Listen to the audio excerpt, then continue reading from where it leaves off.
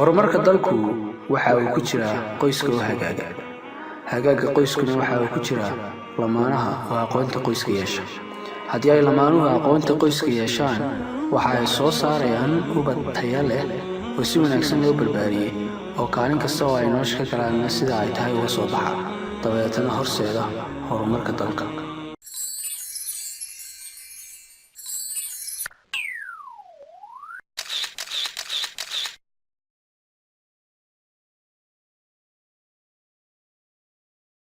doorashada uu ninku dooranayo gabadha waa mid ka mid ah go'aamada nololeed ee ugu muhiimsan ee uu ninku gaarayo, waayo waxa uu dooranayaa gabadhii hooyo u noqon lahayd ubadkiisa, gabadhii u barbaarin lahayd, gabadhii la wadaagi lahayd noloshiisa inta ka hadhay, gabadhii la xaqiijin lahayd himilooyinkiisa iyo higsigiisa intaba. haddaba marka uu doonayo inuu ninku gabadh doorto waxaa muhiim ah inuu ka dhex baadho oo uu ka dhex baandheeyo islamarkaana uu ku qiimeeyo 9 tilmaamood. waa 9 tilmaamood oo ay tahay inuu ninku jeebkiisa ku haysto amaba uu maankiisa ku xifdiyo si uu haweenka uga dhex baadho marka uu dhex joogo. waa 9 tilmaamood oo ay tahay inay gabadh walba garanayso si ay u ogaadaan nooca dumareed ee ay raggu jecel yihiin. shardi maaha tilmaamahan aynu soo socday aynu sheegi doonaa inay haweenku buuxiyaan 100%, balse haddii ay qayb ka mida buuxiyaan waa ta loo baahan yahay.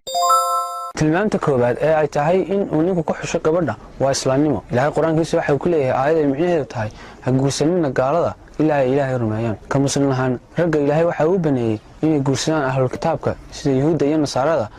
laakiin shuruudo ayaa ku xidhan. tilmaanta labaad ee ay tahay in ninku ku xusho gabadha waxa weeyaan habdhaqan wanaagsan. gabadha diin leh ee ku darsatay habdhaqan wanaagsan waa gabadha keliyata ee u qalanta in nolol la wadaago, waayo maadaama ay barbaarinayso ubadkaaga waxa ay ku beeraysaa habdhaqan wanaagsan waxaanay u kobcinaysaa sida ugu fiican ee ay awooddo. nebiguna waxa uu ku yidhi sallallahu calayhi wasallam xadiisu micnihiisu ahaa halka ugu wanaagsan ee uu ninku ka heli karo alla kacabsi waa isaga oo hela gabadh habdhaqan wanaagsan. laba qodob baa beriga lagu xulan jiro xadiiska nabiga kaga jira iyagoon dadku sida baanta diinta loo yaqaano oo qofan gabadha quruxdeedana waa lagu raaci jiray, reerka adag ee ka dhalatayna waa la eegi jiray. waliba muhiimaddu waxay ahayd gabadhu reerka ka dhalatay. 4 qodob baa haweenka lagu xulan jiray: gabadh gaarinimadeeda iyo nadaafadeeda, kartideeda iyo howlqabadkeeda, maamuuskeeda iyo xushmadeeda iyo soo dhaweynteeda, xoolo ogaanteeda iyo laxajecladeeda. 4taasaa lagu xulan jiray. 4taasaa waliba xoogga la saari jiray. waliba in gabadha muuqaal iyo qurux lagu raaco waxa ka sii qiimo badnaa in macaamilo iyo dhaqan lagu raaco. oo nin 2 wiil oo adeer ahaa u gabeeyay oo guurka kala talay wuxuu lahaa guduud looma raaco haween gobolba waa cayn bidhaan gabi ka laalaada waa lagu gulaalmaay isu gaadhay gabadha tinaa meelun baa go'ane gaashka waa lagu lumaa gola ka fuulka ha gudoonsan waa ka caqligu gaanka ku ah. marka wuxuu kala talinayaa muuqaal iyo guduud iyo qurux iyo casaan haweenka ku dooran.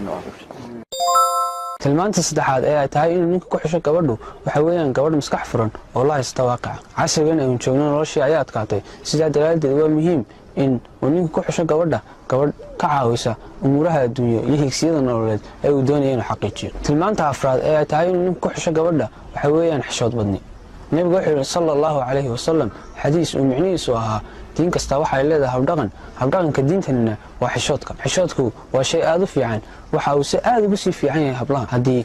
uu inanta xishoodku ka jabo nin kasta waa iskala hadli waa iska salaami, arrintaasna waxa ay ninka odaygeeda ku abuuri doontaa xasaasiyad, abuurta khilaaf, hadhowna uu ka dhasho furiin. sidaa daraadeed marka uu ninku xulanayo gabadha waxaa habboon inuu ku xusho xishood. sidee ayuu haddaba ninku ku ogaanayaa gabadhan inay xishood badan tahay iyo inaanay xishood badnayn? waxa uu ku ogaan karaa inay soo hor fadhiistaan, inay iswaraystaan, inuu su-aalo badan weydiiyo, deetana gabadhu marka ay su-aalaha ka jawaabayso sida ay u falcelinayso haddii aanay ninka siinin indhaheeda micnaheedu waxa weeyaan gabadhaasu waa gabadh xishood badan. tilmaanta shanaad ee ay tahay inuu ninku gabadha ka eega waxa weeye adeecid. sidee ayuu ku ogaan karaa gabadhu inay tahay gabadh adeecitaan badan? waxa uu ka qiimeyn karaa inuu su-aalo ka weydiiyo sida ay isku yihiin hooyadeed iyo aabaheed. waxa uu ka qiimeyn karaa inuu su-aalo ka weydiiyo sida ay isku yihiin ay la dhalatay iyo ragga ay qabaan.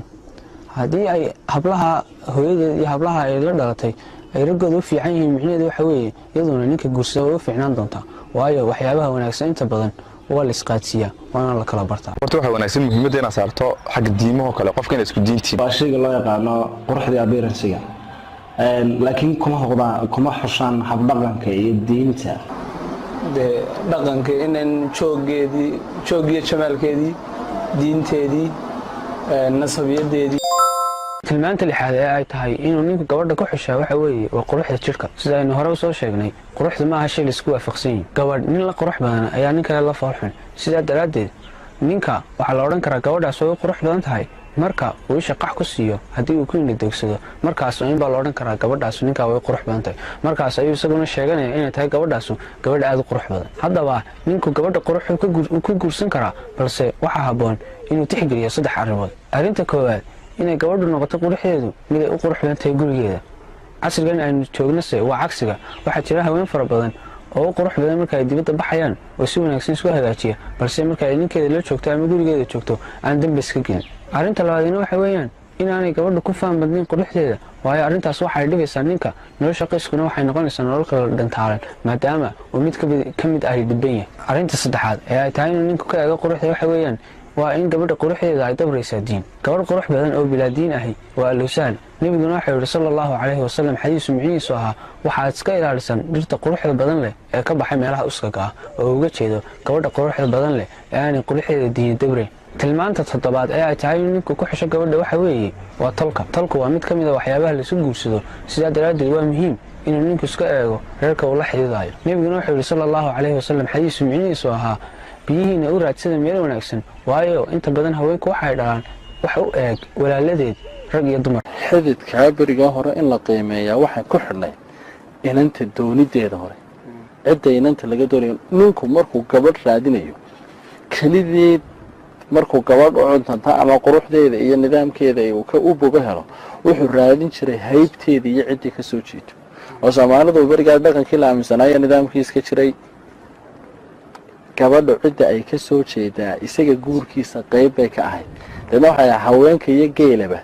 waa la hidaraaca uu ku socday ciddaa uu ka guursanayaa haybtaa ay tahay muhiim bay ahayd laba siyoodba muhiim bay ahayd waa midda koowaadee horta gabadhan marka lasoo guursado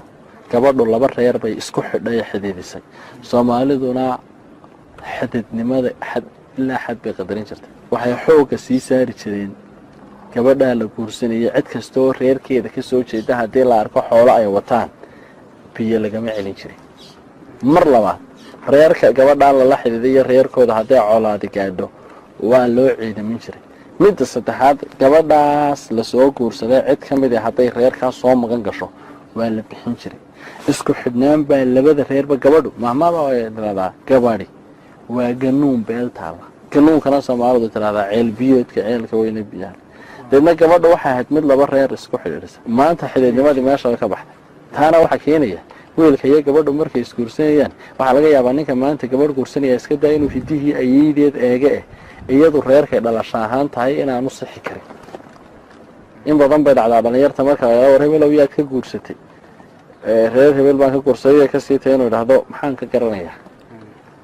berigaa marka la leeyahay gabadhaadu yay tahay ciddaasay tahay macnaheedu wuxuu ahaa cid waloo reerkaa ka soo jeedaba in qiimayn iyo qadarin iyo xushmayn iyo soo dhoweyn loo sameeyo maadaama aad tihiin dee dad dee xilo wadaaga laakiin maanta dee ninka dhalinyartii waxaa laga yaabaa inaan wax badan ku xisaabtamin tilmaanta 8aad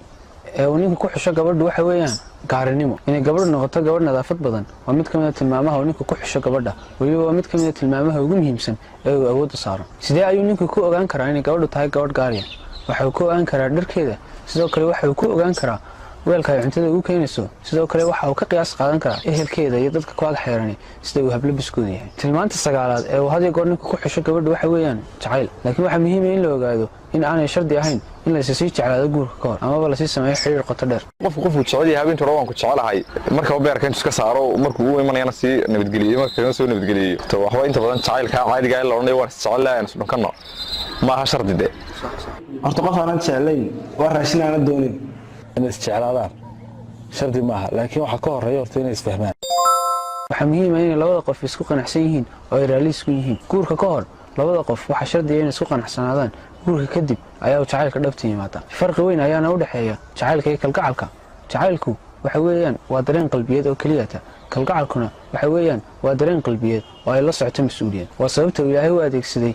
ereyga kalgacal almawadda warahma waayo iyada ayaa jacaylka ka awood badan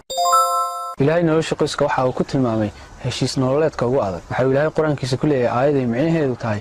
wa akhadnaa minkum miithaaqan ghaliida waxaanu idinka qaadnay heshiis adag oo ah meherka iyo guurka sidaa daraaddeed maadaama uu qofku gelayo kontraag iyo heshiis nololeed oo uu la wadaagayo qofka noloshiisa inta cimrigiisa ka hadhay waxaa muhiima inuu aad isaga fiiriyo gabadha uu guursanayo sidoo kale waxaa muhiima inay gabadhu aad uga fiirsato oo ay aad isaga qiimayso ninka mas-uuliyaddeeda qaadi doono